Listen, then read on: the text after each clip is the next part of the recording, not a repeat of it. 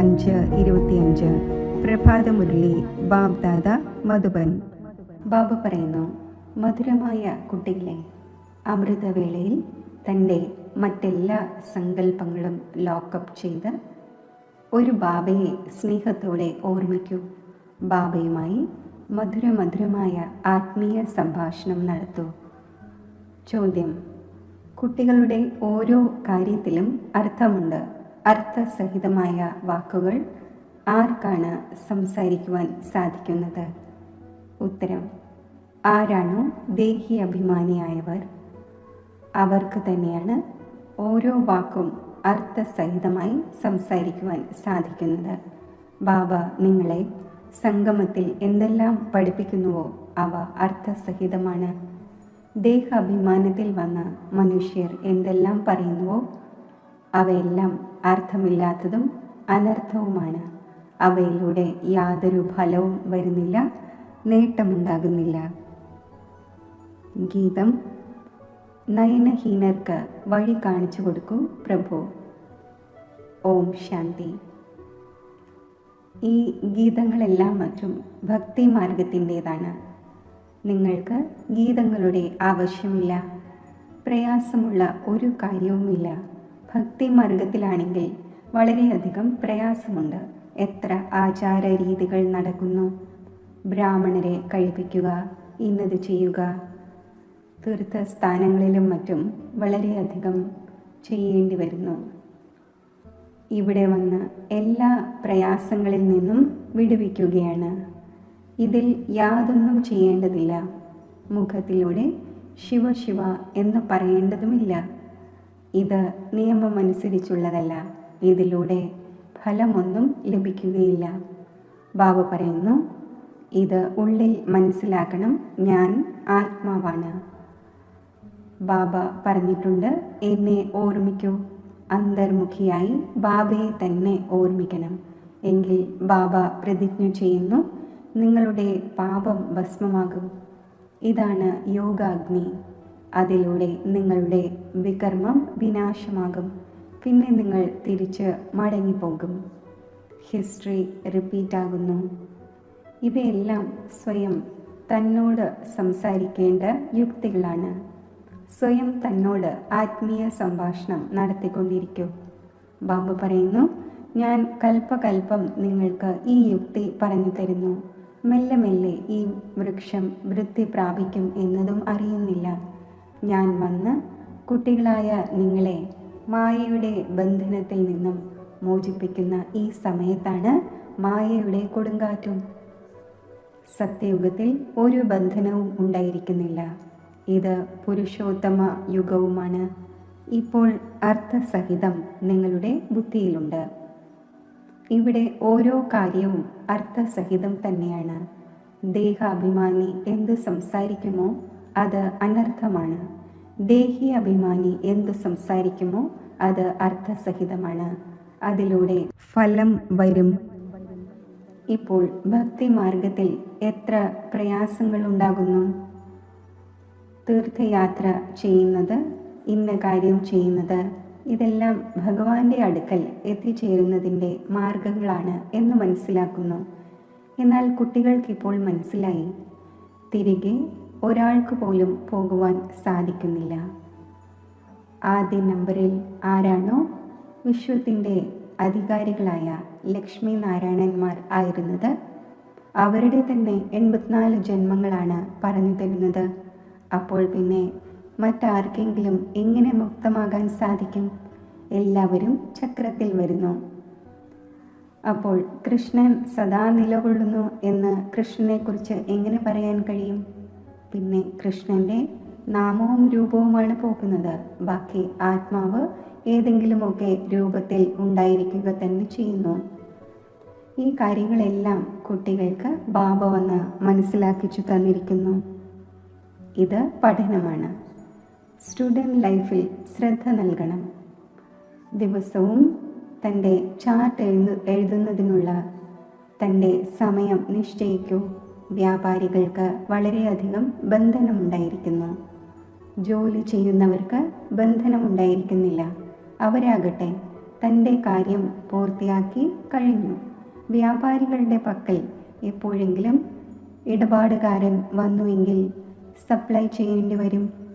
ബുദ്ധിയോഗം പുറത്തേക്ക് പോകുന്നു. അതിനാൽ പ്രയത്നിച്ച് സമയം കണ്ടെത്തണം. അമൃതവേളയുടെ സമയം നല്ലതാണ്. ആ സമയത്ത് പുറമേയുള്ള വിചാരങ്ങളെ ലോക്കപ്പ് ചെയ്യണം, അതായത് പൂട്ടിയിടണം. യാതൊരു ചിന്തയും വരരുത്. ബാബയുടെ ഓർമ്മ ഉണ്ടായിരിക്കട്ടെ. ബാബയുടെ മഹിമയിൽ എഴുതണം.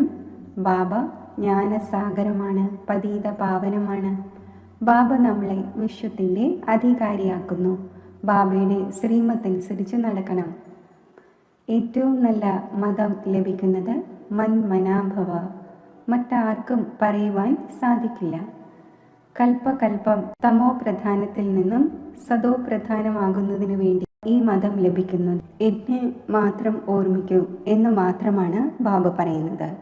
ഇതിനെയാണ് വശീകരണ മന്ത്രം എന്ന് പറയുന്നത്. അർത്ഥസഹിതം ഓർമ്മിക്കുന്നതിലൂടെയാണ് സന്തോഷം ഉണ്ടാകുന്നത്. ബാബ പറയുന്നു, അവ്യഭിചാരി ഓർമ്മ ആവശ്യമാണ്.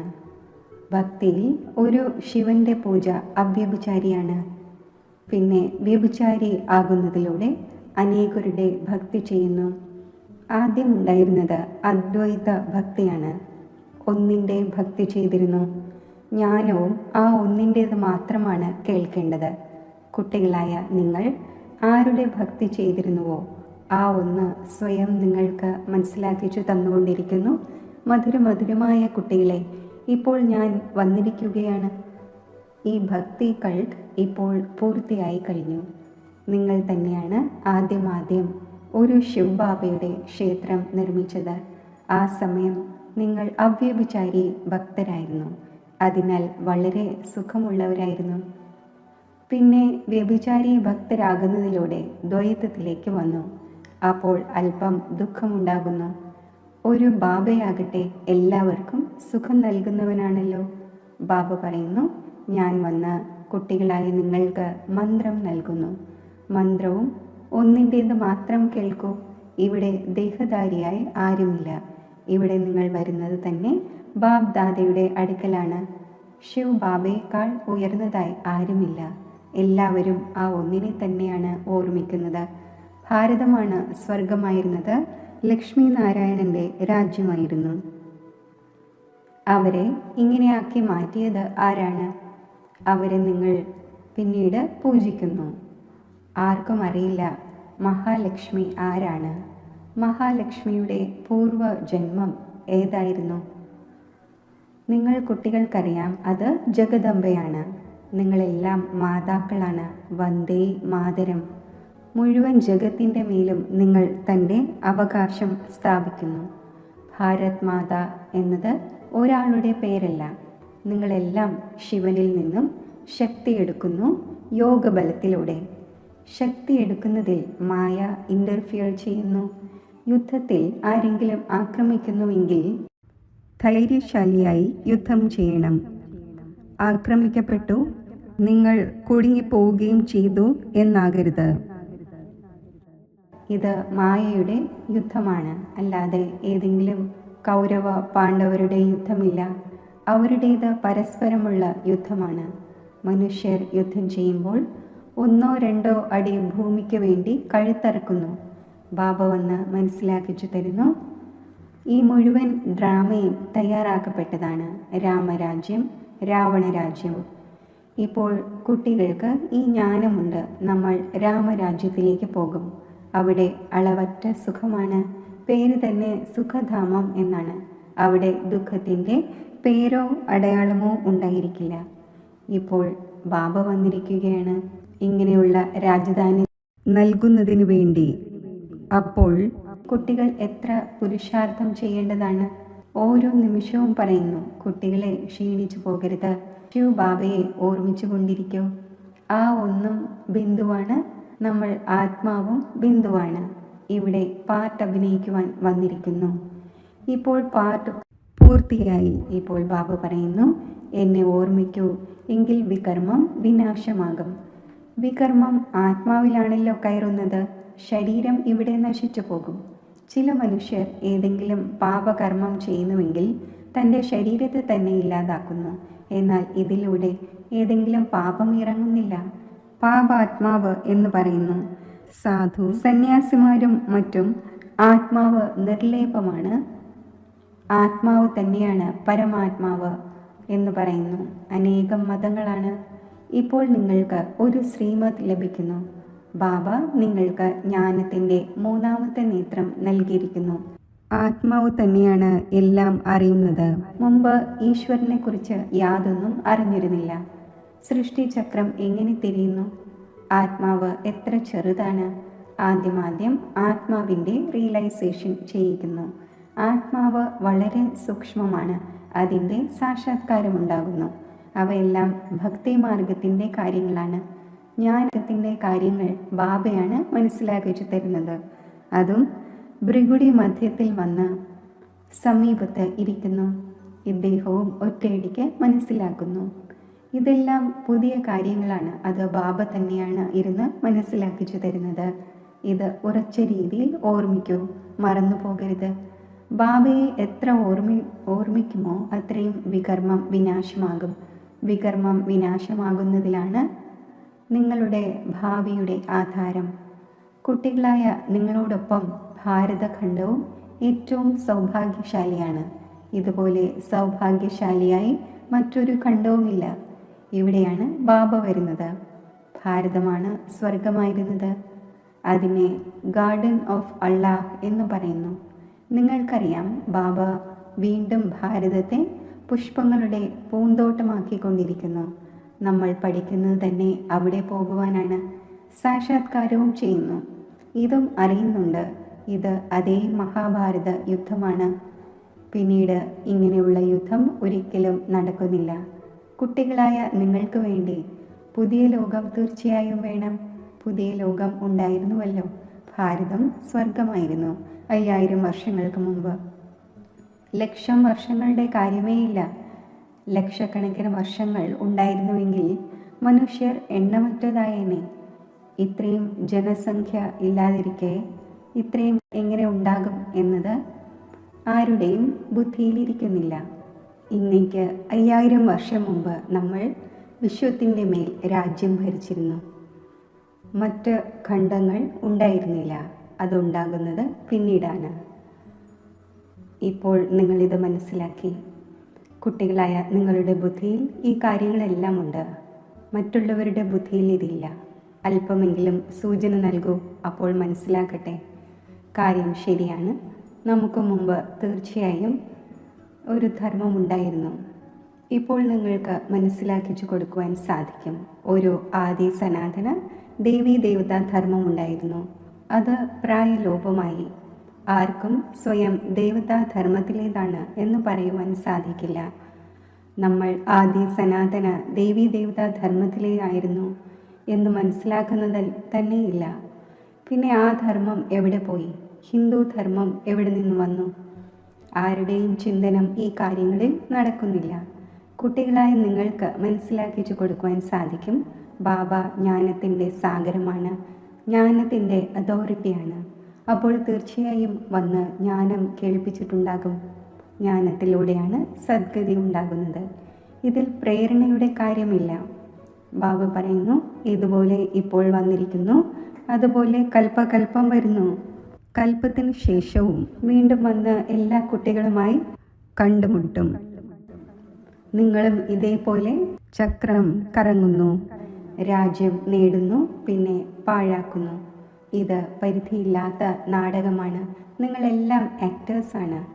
ആത്മാവ് ആക്ടറായിരിക്കെ ക്രിയേറ്ററിനെയും ഡയറക്ടറിനെയും മുഖ്യ ആക്ടറിനെയും അറിയുന്നില്ലെങ്കിൽ പിന്നെ എന്തിനു കൊള്ളാം? കുട്ടികളായ നിങ്ങൾക്കറിയാം എങ്ങനെയാണ് ആത്മാവ് ശരീരം ധാരണ ചെയ്യുന്നത്, പാട്ട് അഭിനയിക്കുന്നത് എന്ന്. ഇപ്പോൾ തിരിച്ചു പോകേണ്ടതുണ്ട്. ഈ പഴയ ലോകത്തിൻ്റെ അന്തിമമാണ് ഇപ്പോൾ. എത്ര സഹജമായ കാര്യമാണ്.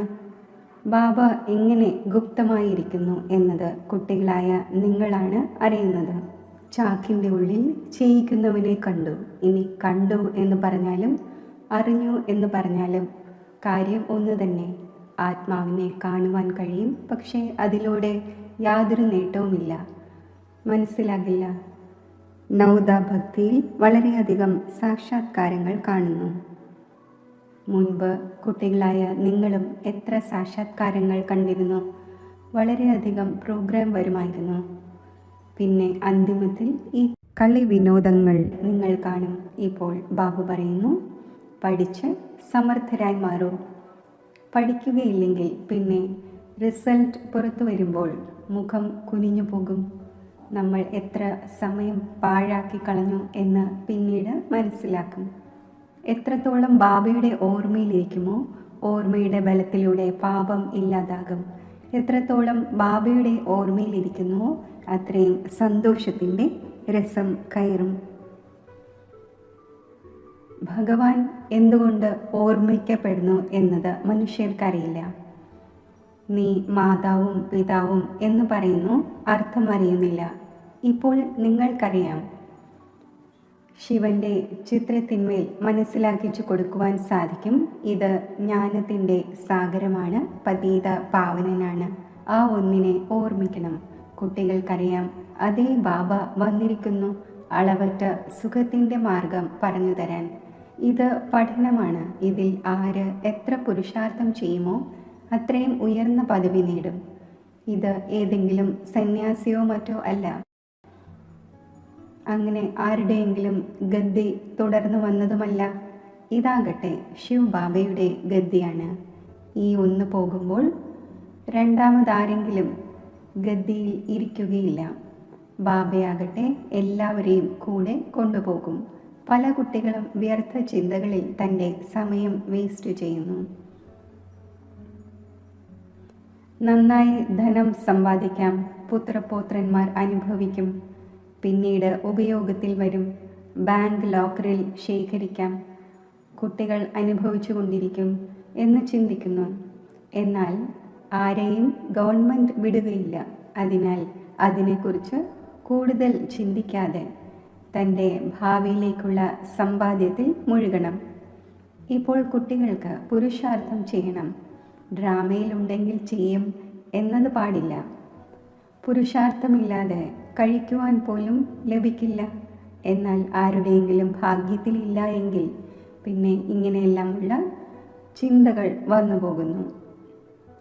ഭാഗ്യത്തിൽ തന്നെയില്ല എങ്കിൽ എന്ത് ഈശ്വരീയ പ്രയത്നം ചെയ്യുവാനാണ്?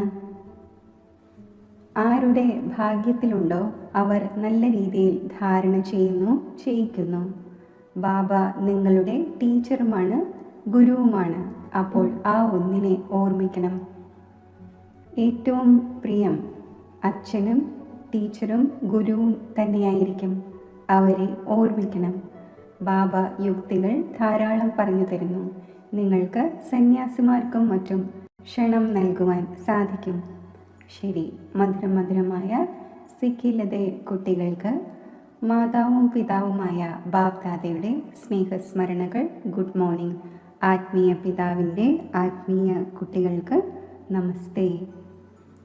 ധാരണയ്ക്കുള്ള മുഖ്യസാരം: പുരുഷാർത്ഥം ചെയ്ത് തൻ്റെ ഭാവിയിലേക്കുള്ള സമ്പാദ്യത്തിൽ മുഴുകണം.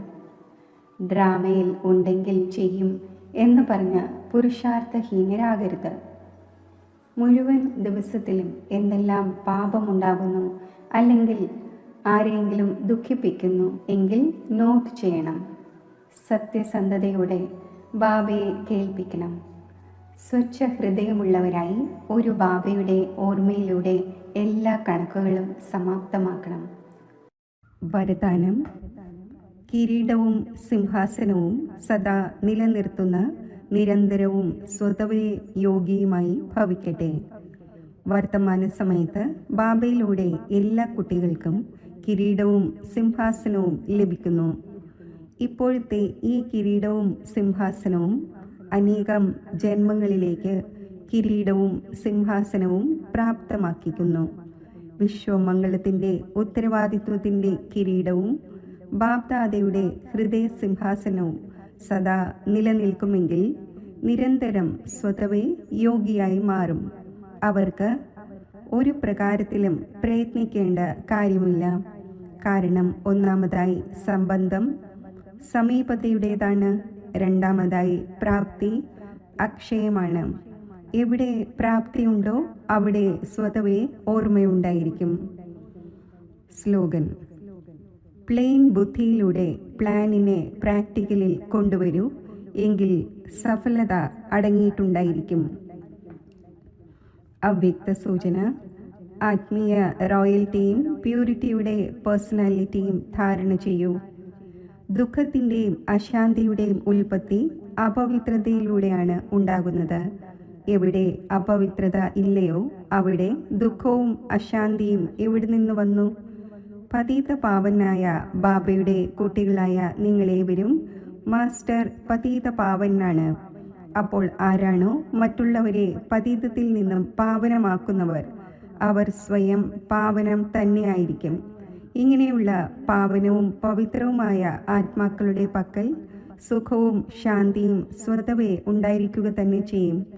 ഏറ്റവും വലുതിലും വലിയ മഹാനത തന്നെ പാവനമാവുക എന്നതാണ്.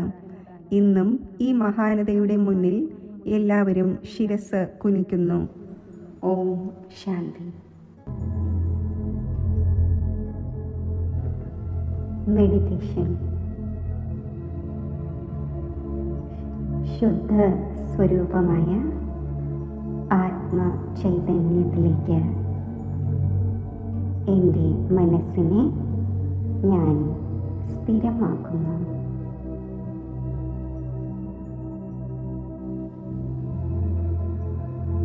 മസ്തക മധ്യത്തിൽ നക്ഷത്ര സമാനം തിളങ്ങുന്ന ആത്മജ്യോതിയിൽ മനസ്സ് സ്ഥിരമാകുമ്പോൾ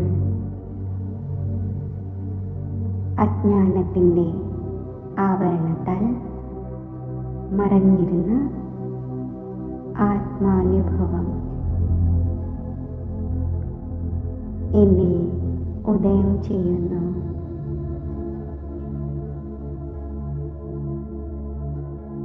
ശാന്തിയും ശക്തിയും പവിത്രതയും സ്നേഹവും എൻ്റെ സ്വാഭാവിക ഗുണങ്ങളായി ഞാൻ അനുഭവിക്കുന്നു.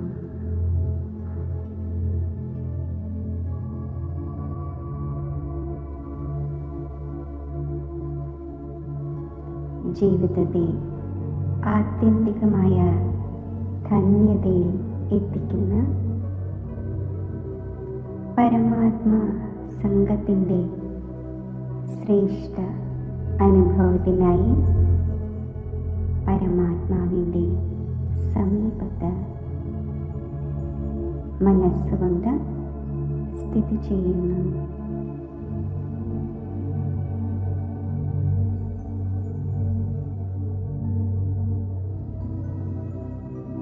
സർവ ദുഃഖങ്ങളെയും ഹരിക്കുന്ന സർവ സൗഭാഗ്യങ്ങളും നേടിത്തരുന്ന ശിവ സാന്നിധ്യത്തിൻ്റെ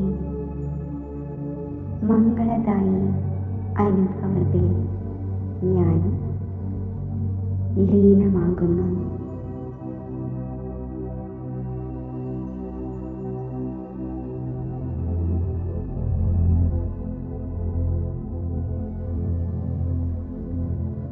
ഈ പരമാത്മാ കൂടിക്കാഴ്ചയിലൂടെ അതിരറ്റ ആനന്ദം അനുഭവിക്കുമ്പോൾ മനസ്സിലെ എല്ലാ ഭയവും ശോകവും ഒഴിഞ്ഞു പോകുന്നു.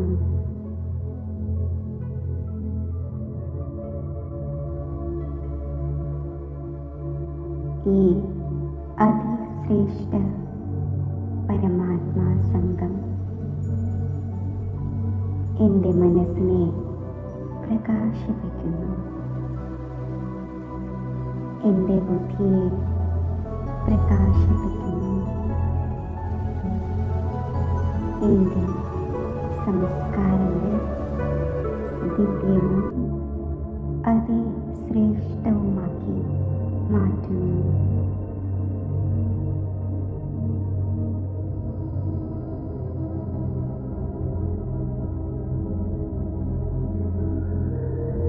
ഈശ്വര സാമീപ്യത്തിൻ്റെ മധുരമായ സുഖവും ആനന്ദവും നുകർന്നുകൊണ്ട്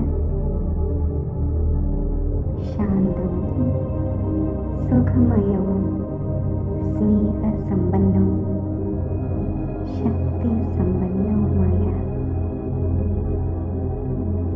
സ്ഥിതി കൈവരിച്ച് ഭൃഗുടി മധ്യത്തിലേക്ക് ഞാൻ